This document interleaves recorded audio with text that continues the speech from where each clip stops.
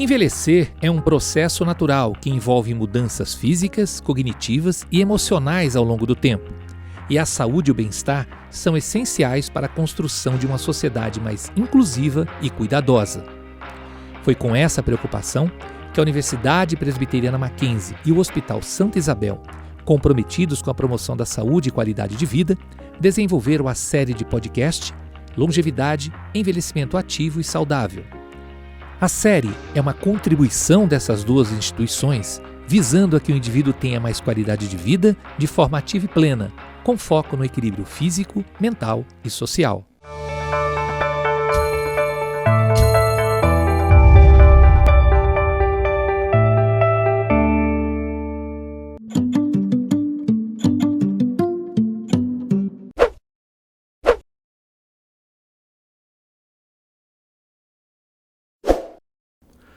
Olá, seja bem-vindo, seja bem-vinda a mais um podcast sobre qualidade de vida, produzido aqui pela Universidade Presbiteriana Mackenzie com a parceria do Hospital Santa Isabel.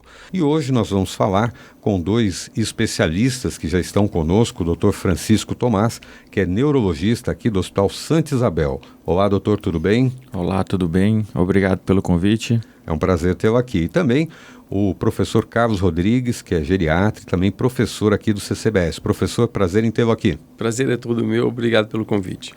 Pessoal, nós vamos tratar sobre um episódio importantíssimo que é a memória, algo que nós temos aí uma série de questões envolvendo a memória e a gente acaba falando pouco, né? A gente acaba falando do estresse, dos resultados, mas pouco sobre a estrutura. Começo perguntando para o nosso doutor Francisco. Doutor, como nós podemos considerar a memória? O que é a memória efetivamente? Então, a gente considera que a memória é um processo que faz parte da cognição e que ela é responsável devido às suas etapas de formação, que é a codificação, a consolidação, o armazenamento e a recuperação, trazer para o ser humano as experiências, as habilidades. Então, eu falo muitas vezes no dia a dia que é trazer o ser humano quem ele é de verdade. Porque quando você perde a memória, você perde aquilo que você traz consigo de experiência, de vida, e acaba que isso se transforma em um transtorno, não só, muitas vezes nem para quem está tendo o problema, mas para quem convive e está com aquele problema de memória, né? Uma questão importante, agora com o professor Carlos, tem a ver com a questão dos esquecimentos, né? A gente acaba tendo lapsos de memória, fala, esqueci alguma coisa, onde eu deixei a chave, onde eu deixei o celular e tal, mas isso de forma contínua e progressiva se caracteriza já por um problema de saúde, não só por um esquecimento. Qual é o ponto limite entre essas duas situações, professor, que a gente poderia estabelecer? Bom, eu diria que o esquecimento, quer dizer, ele é uma experiência humana. Uhum. Todos nós, em algum momento da vida, em algum momento do seu desenvolvimento, você se esquece. Só que existem características do esquecimento patológico que a nós, ou seja, do ponto de vista médico, interessa muito o esquecimento de eventos recentes. Ou seja, essa é a grande vamos dizer assim, característica que nos coloca em alerta, desde que, entendendo que múltiplas outras coisas interferem negativamente ou positivamente na capacidade de esquecer ou de não esquecer, que são muito mais comuns do que a perda estrutural da memória, como, por exemplo, uma noite mal dormida, o estresse e hábitos deletérios de vida, ou seja, medicalização, principalmente os tarja preta, e a gente às vezes se esquece disso. Ou seja, eu diria que no dia a dia, o esquecimento hoje, a grande questão é a questão situacional, é a questão do estresse, é a questão do trabalho excessivo, é a questão do burnout no trabalho, é a questão do sono mal dormido. Quer dizer, 90% da população está dentro desse quadro. Sem né? sombra de dúvida. Doutor Francisco, do ponto de vista prático, como é que a gente poderia identificar essas causas, que o professor já indicou algumas, que causas mais comuns nós temos no dia a dia que diferenciam um esquecimento de realmente um problema de memória? O que caracterizaria essa diferença do ponto de vista clínico?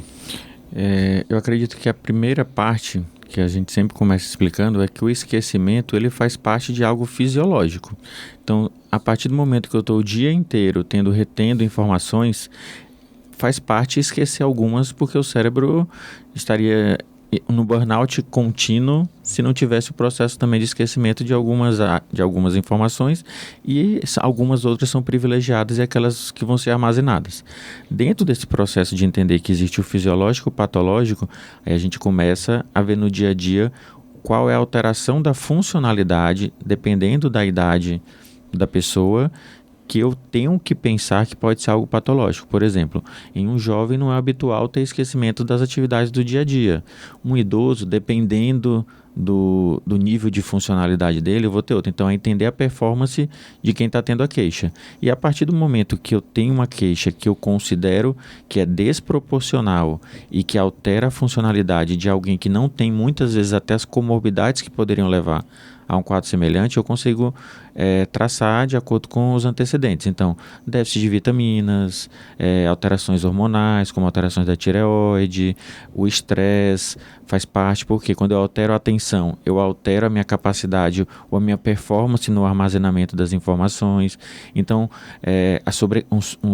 os problemas do sono hoje em dia estão muito frequentes, comorbidades não tratadas. Então, tem muitas pessoas que acham que, eu falo que muitas vezes a pessoa vai pelo amor ou pela dor procurar um médico. Então, às vezes pelo amor porque a esposa leva o marido, ou pela dor porque tem algo doendo, mas tem comorbidades que não vão se manifestar. Uma hipertensão, um diabetes, um colesterol que você não faz um segmento adequado, acarreta alterações ateroscleróticas que vão influenciando na performance cerebral e com isso na memória. Professor, do ponto de vista da geriatria, nós temos um outro aspecto que é assim, qual é o ponto em que a gente realmente está ficando velho, né? Porque com o nível de aceleração do mundo hoje, né, a gente parece que fica velho instantaneamente, né? É algo absurdo, né? A gente parece que a gente ganhou velocidade com isso de uma forma brutal, né? Eu me lembro quando eu era criança, aí falando de memória, né, que o tempo passava num outro ritmo, né? A gente esperava o Natal, o aniversário, o Dia das Crianças. Hoje tudo passa numa velocidade tão acelerada que a gente pouco consegue dar conta dos próprios dias. E até que ponto, professor, nós temos aí essa questão realmente de um problema de memória pela idade, que tem aí uma série de fatores, como o Dr. Francisco já nos indicou, mas também como nós temos, qual é o ponto em que nós temos que olhar isso, né? E realmente é um problema, porque só para um pequeno depoimento, minha mãe faleceu com Alzheimer. E num determinado ponto a gente não sabia exatamente o que era doença, o que era um processo da idade. E aí a gente teve que fazer todo um acompanhamento médico e a gente descobriu que o processo é por exclusão, né? Não é por um acerto fixo, né? Então é complexo também essas doenças neurodegenerativas hoje, a gente conseguir encontrar isso num perfil. E aí eu tenho visto pesquisas, né, de que não, agora encontramos o marcador X que eu consigo saber com 20 anos antes. Como é que está essa questão e qual é o ponto da nossa história que a gente tem que começar a avaliar isso dessa forma? Perfeito. Bom, primeiro assim, uma coisa muito importante, eu acho, isso é uma opinião pessoal, mas eu gosto de dividi-la. Ou seja, o ficar velho não é a melhor idade, tá certo? Ou seja, na verdade, é um grande problema, ou seja, no qual você perde reserva, você convive com uma qualidade de vida nem sempre boa, dores, múltiplos medicamentos, o sono precário, enfim. O que passa é que a alternativa a ficar velho é pior, que é morrer cedo. Nossa. Tá certo? Então, assim, o que nos resta, de fato, primeiro, é torcer para que a gente envelheça e torcer para que a gente envelheça com a melhor qualidade de vida possível. Sim. Existe uma diferença, de fato, entre idade cronológica e idade funcional. Quer dizer, em países desenvolvidos se consideram 65 anos, em países em desenvolvimento 60 anos. Por quê? Por causa da expectativa de vida. Quer dizer, se a minha expectativa é baixa, se eu fizer o recorte em 65, ninguém envelhece naquele país, é um país de jovem. O Brasil hoje, vamos dizer assim, certamente se considera 65 anos, a expectativa de vida média tem subido muito, felizmente. Portanto, assim, o que ocorre é que nem sempre você tem uma idade fisiológica e cronológica parecida. Ou seja, você tem pessoas de 65 anos que parecem ter 80, quer dizer, devido provavelmente a infortúnios e ao estilo de vida. E às vezes fatores genéticos que são imponderáveis.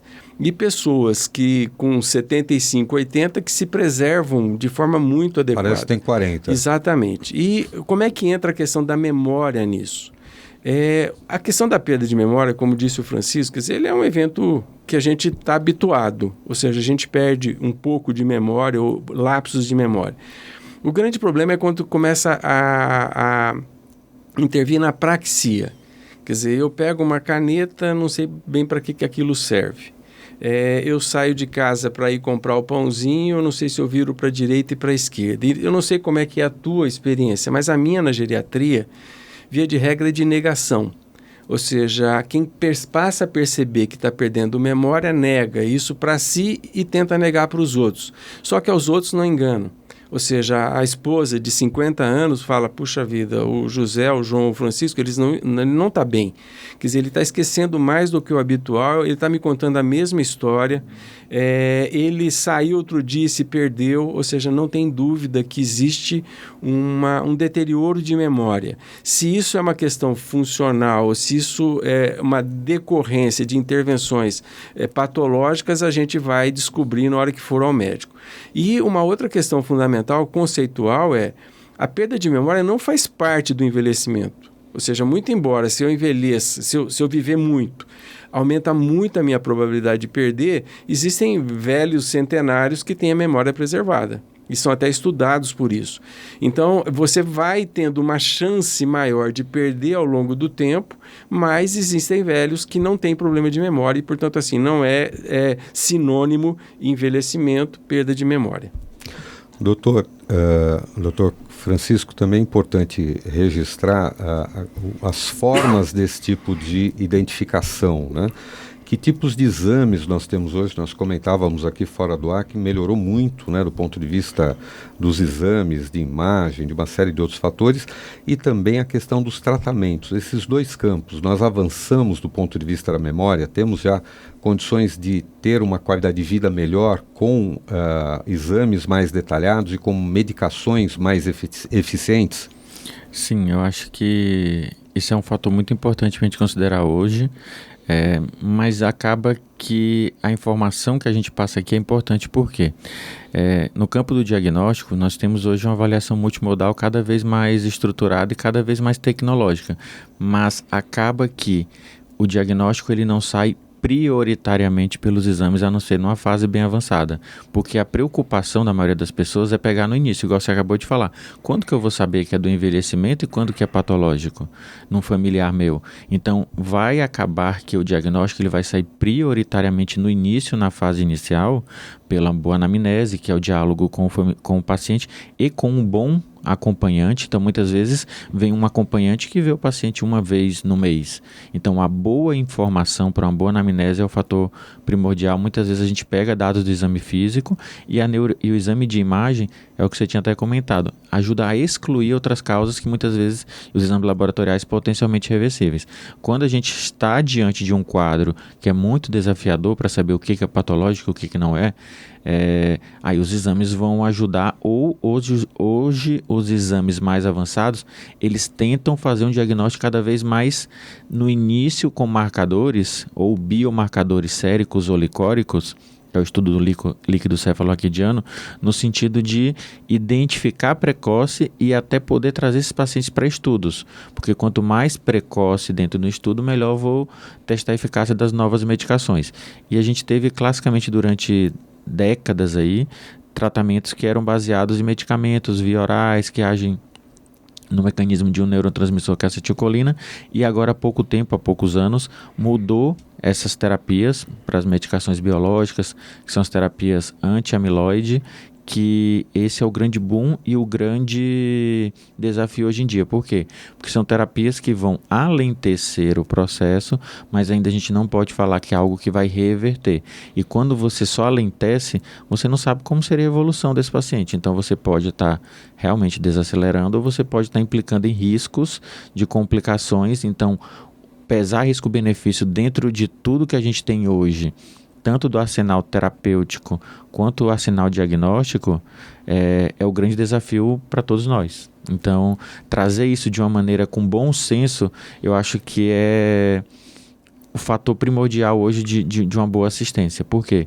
Porque muitas vezes se esquece que eu posso estar pedindo um exame, por exemplo, vou dar um exemplo simples, fazer uma ressonância para um idoso que tem uma cardiopatia grave, ele pode, durante o exame, ter uma parada cardiorrespiratória. Se eu der uma terapia não bem indicada para um paciente amiloide e ele tiver um edema cerebral, ele vai evoluir mal devido a uma terapia que eu dei. Então, essa informação eu acho que é importante chegar para toda a comunidade, tanto acadêmica como... É isso aí, esse tipo de informação é que você recebe aqui no nosso podcast. Nós tivemos aqui a presença do Dr. Francisco Tomás, que é neurologista do Hospital Santa Isabel, e também do professor Carlos Rodrigues, aqui do CCBS, da Universidade Presbiteriana Mackenzie, ambos nos falando sobre as questões conceituais da memória. Esse foi o episódio de hoje, foi um prazer, obrigado, senhores, por ter-vos aqui. Obrigado. Até a próxima. Até. Obrigado.